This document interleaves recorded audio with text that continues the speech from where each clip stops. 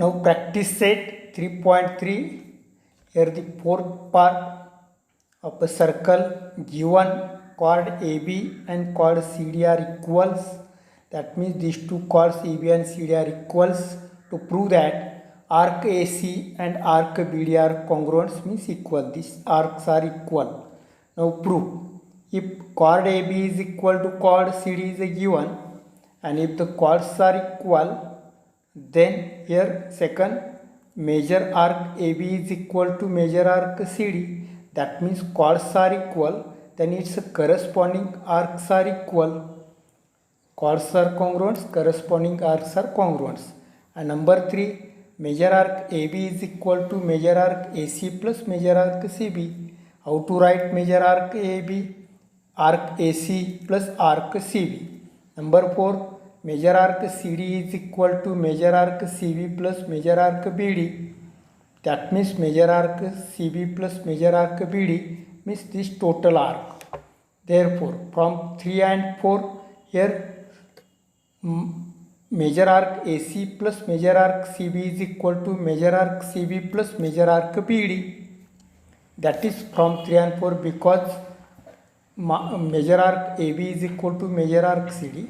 Therefore, here both side major arc CB cancel. Only major arc AC is equal to major arc DB. And therefore, arc AB congruent to arc DB. That means here arc AC and arc DB are equal. Here arc AB and arc AB and arc CD means here arc AC plus BC and arc BC plus DB. Here both side BC arc is common, that's why cancel. Therefore arcs AC and arc DB are congruent. सराव संच 3.3 मध्ये आकृतीमध्ये दिलेला आहे जेव्हा AB आणि जेव्हा CD हे एकरूप आहेत तसं पक्षामध्ये दिलेलं आहे, तर कंस AC आणि कंस BD हे सिद्ध करायचं आहे. इथं सिद्धतामध्ये जेव्हा AB आणि जेव्हा CD हे एकरूप म्हणजे समान आहेत, याचा अर्थ संबंधित त्यांचे कंस पण एकरूप असतात. म्हणजेच माप कंस AB आणि माप कंस CD हे एकरूप असणार, कारण जेव्हा एकरूप आहेत म्हणून त्यांचे संबंधित कंस पण एकरूप असणार. आपण जेव्हा AB कसं लिहू शकतोय, म्हणजे असं कंस AB आपणाला कसं लिहिता येईल, कंस AC अधिक कंस CB. त्याचप्रमाणे कंस CD कसं लिहिता येईल, कंस CB अधिक कंस BD. पण विधान 2 मध्ये माप कंस AB आणि माप कंस CD समान आहेत, म्हणून माप कंस CB आणि माप कंस CD समान असल्यामुळे उजवी बाजू पण समान येणार. म्हणून माप कंस AC अधिक माप कंस CB बरोबर माप कंस CB अधिक माप कंस BD. या दोन्ही कंसामध्ये माप कंस BC हा समान आहे, म्हणून दोन्ही बाजूचे माप कंस BC हे कॅन्सल होणार. फक्त माप कंस AC बरोबर माप कंस BD राहणार आणि कंसाची मापे समान आहेत. याचा अर्थ हे दोन्ही कंस एकरूप असतात, म्हणजेच कंस AC आणि कंस BD हे एकरूप आहेत. तर theorem corresponding arc of a congruent chords of a circle or congruence are congruent means here given chords are equal, chord PQ and chord SR are equal, then its corresponding arc PMQ and arc RNS are equal. Here given in a circle with center O, chord PQ is equal to chord RS, therefore its corresponding arcs equal. That is to prove that arc PMQ is equal to arc RNS. Means chords are equal, then corresponding arcs are equal. To prove that, now here prove by complete the activity. Here in triangle POQ and triangle ORS, that means POQ means this first triangle, ORS means second triangle. Here first side OP is equal to side OR because equal radii. OP and OR are equal radii. Second, chord PQ is equal to chord RS, that is given here. Third, side OQ is equal to side OS because equal radii. that means OP and OR are equal, OQ and OS are equal, PM and RS are equal. Therefore these two triangles are congruent, means triangle POQ is equal to triangle RSQ by SSS test. Therefore angle POQ is equal to angle ROS, that means CACT, means two triangles are equal, that means its central angles are equal, and if central angles are equal then its corresponding arcs are equal. Therefore arc PMQ is equal to arc RNS because central angle and its corresponding arcs are congruent. म्हणजेच central angle equal असतील तर corresponding arcs congruent असतात, हेच आपणाला that is we have to prove. आता प्रमेयच्यामध्ये एकाच वर्तुळाच्या किंवा एकरूप वर्तुळाच्या एकरूप जीवांचे संगत कंस एकरूप असतात हे सिद्ध करायचं आहे. पक्षामध्ये PQ आणि RS हे ओ केंद्र असलेल्या वर्तुळाच्या एकरूप जीवा आहेत. साध्य कंस PMQ एकरूप कंस RNS, म्हणजे जीवा एकरूप असतील तर संबंधित कंस एकरूप असतात हे आपणाला सिद्ध करायचं आहे.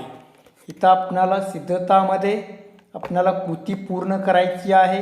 त्रिकोण POQ आणि त्रिकोण ORS मध्ये या दोन त्रिकोणामध्ये साईड म्हणजेच बाजू OP आणि बाजू OR एकरूप आहेत, कारण एकाच वर्तुळाच्या त्रिज्या.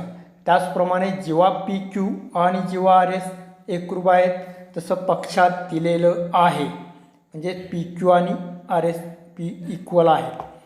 नंबर 3 साईड बाजू OQ बरोबर बाजू OS, कारण एकाच वर्तुळाच्या त्रिज्या म्हणजे OQ आणि OS एकरूप आहेत, OP आणि OR एकरूप आहेत, PQ आणि SR एकरूप आहेत, म्हणून हे दोन त्रिकोण एकरूप आहेत.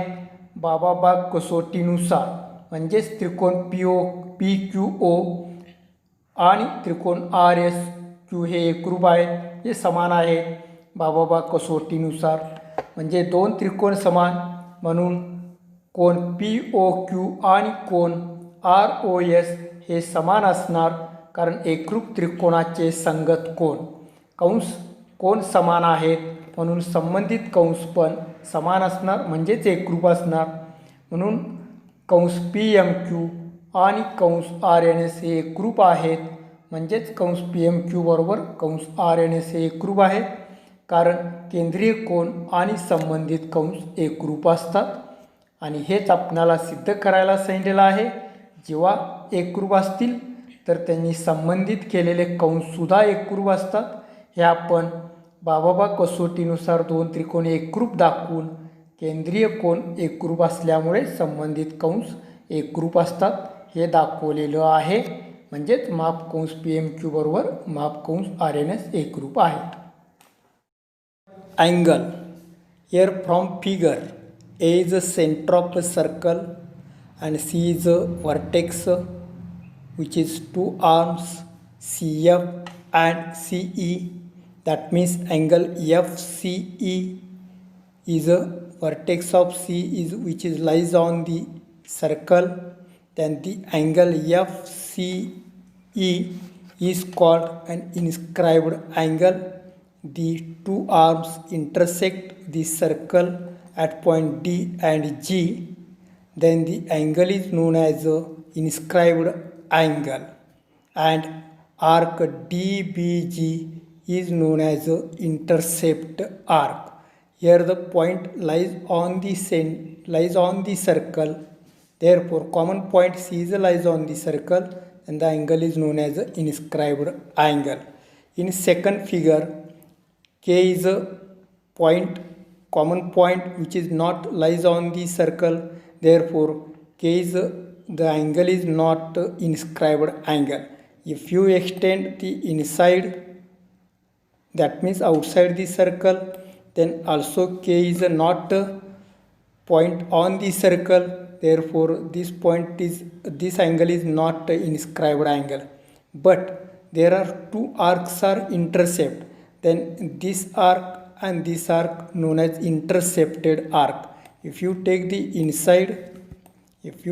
inside here, also not inscribed angle, because not a point on the circle and which is not inscribed angle, and this known as intercepted arc. Suppose the angle is maybe in outside.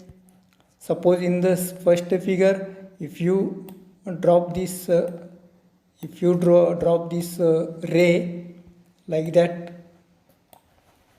here suppose this arc figure, here in the first figure the ray CF is outside but lies on the first figure outside. The ray CF is outside and the point is C is on the circle. Therefore this type of angle is not an inscribed angle, because one ray is outside the, like that, outside the one ray is not outside the circle. Therefore this type of figure is not an inscribed angle. In second figure here, suppose the ray, second figure, suppose this point is outside, so this also not this angle is not an inscribed angle, and the arc is also not an intercepted arc. Therefore inscribed angle means the point which is lies on the circle and two rays which is passed through two point of two distinct circle, then the angle is known as a inscribed angle. कोन आणि अंतरखंडित कंस.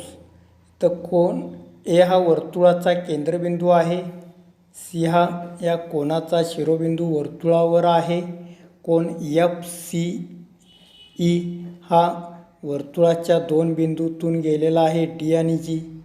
तर C जवळ झालेल्या कोनाला अंतर्लिखित कोन असे म्हणतात आणि कंस डी बी जीला अंतरखंडित कंस असे म्हणतात. थोडक्यात अंतर्लिखित कोनामध्ये कोनाचा शिरोबिंदू हा वर्तुळावर असला पाहिजे आणि कोनाचे दोन्ही भुजा या वर्तुळाच्या दोन भिन्न बिंदूतून गेले पाहिजे. इथे आपणाला दुसरी एक फिगर आकृती पाहायला मिळते. कोनाचा शिरोबिंदू हा वर्तुळावर नाही, त्यामुळे याला अंतर्लिखित कोन आपण म्हणू शकत नाही, पण त्या कोनाने ए एन आणि ओ एम आणि एन या अंतरखंडित केलेला कंस आहे असे आपण म्हणू शकतो. समजा हा वर्तुळाच्या बाहेर जर बिंदू नेला, ह्याला सुद्धा आपण अंतर्लिखित कोन म्हणू शकत नाही, पण या वर्तुळाने त्या कोनाने अंतरखंडित केलेले दोन कंस आहेत. हा एक लहान कंस आणि मोठा कंस हे आपण म्हणू शकतो. त्याचप्रमाणे हा बिंदू जर तुम्ही वर्तुळाच्या बाहेर नेला तर त्याला पण आपण अंतर्लिखित कोन म्हणू शकत नाही, आणि शिवाय हा अंतरखंडित कंस पण म्हणू शकत नाही, कारण कोनाची एक भुजा वर्तुळाच्या बाहेर आहे. म्हणजे अंतर्लिखित कोन हा कोनाच्या दोन्ही भुजा वर्तुळावर असल्या पाहिजेत आणि दोन्हीही भुजा ह्या दोन्ही भुजा वर्तुळावर आणि त्याचा सामायिक बिंदू हा वर्तुळ केंद्रावर असला पाहिजे, तरच त्याला आपण अंतर्लिखित कोन असे म्हणतो. यामध्ये सुद्धा आपणाला एक भुजा बाहेर असेल तर त्यालाही आपणाला अंतर्लिखित कोन म्हणता येत नाही. म्हणजेच कोनाच्या दोन्ही भुजा ह्या वर्तुळावरच असल्या पाहिजेत, दोन भिन्न बिंदूत छेदून गेल्या पाहिजेत, आणि कोनाचा शिरोबिंदू हा वर्तुळावर असला पाहिजे, तरच त्याला अंतर्लिखित कोन असे म्हणतो आपण. Figure angle G F H is equal to angle GCH because arcs are same. Therefore angle GFH and angle GCH are congruent. म्हणजेच आपल्याला इथं दोन कोन अंतर्लिखित केलेले आहेत एकाच वर्तुळात जर दोन कोन अंतर्लिखित करत असतील आणि दोघांचाही अंतर्खंडित केलेला कंस जर एकच असेल तर ते दोन्ही कोन समान असतात. इथं आकृतीमध्ये GH हा अंतर्खंडित कंस आहे आणि F आणि C हे अंतर्लिखित कोन आहेत. हे एकाच वर्तुळात GH या अंतर्खंडित कंसाला अंतर्खंडित केलेले आहेत. म्हणून कोन GFH आणि कोन GCH हे दोन्ही कोन एकरूप असणार आहेत. म्हणजेच अंतर्लिखित कोन समान असतात कारण वर्तुळामध्ये एकाच कंसात अंतर्लिखित केलेले कोन समान असतात. From figure angle inscribed in a semicircle is 90 degree. Here CBC is a diameter, A is the center of circle. Therefore angle BDC is a 90 degree. Because BC is a diameter, therefore in a circle there are two parts. Each part is a arc is a 180 degree. By inscribed angle theorem is a half of the intercepted arc. Therefore here arc BC is 180 degree and its half means 90 degree. म्हणजे अर्धवर्तुळात अंतर्लिखित केलेला कोन काटकोन असतो. From figure measure angle BDC is 90 degree. A हा वर्तुळाचा केंद्रबिंदू आहे. याच्यामुळे वर्तुळाचे दोन समान भाग झालेले आहेत. हा आर्क BC 180 अंशाचा आहे. हा अंतर्लिखित कोन आहे D. 180च्या निम्म म्हणजेच 90 येणार. म्हणून कोन BDC हा 90 अंशाचा आहे. If you drag this arc here any on this half of this circle you have to take the point D like that is also 90 degree. You have to take anywhere 90 degrees angle is formed. म्हणजे कुठेही न्या याच्यावरती 90 अंशच आपल्याला तयार होणार. Therefore angle inscribed in a semicircle is 90 degree. From figure here measure angle BDC is equal to half of 180 degree, that is 90 degree.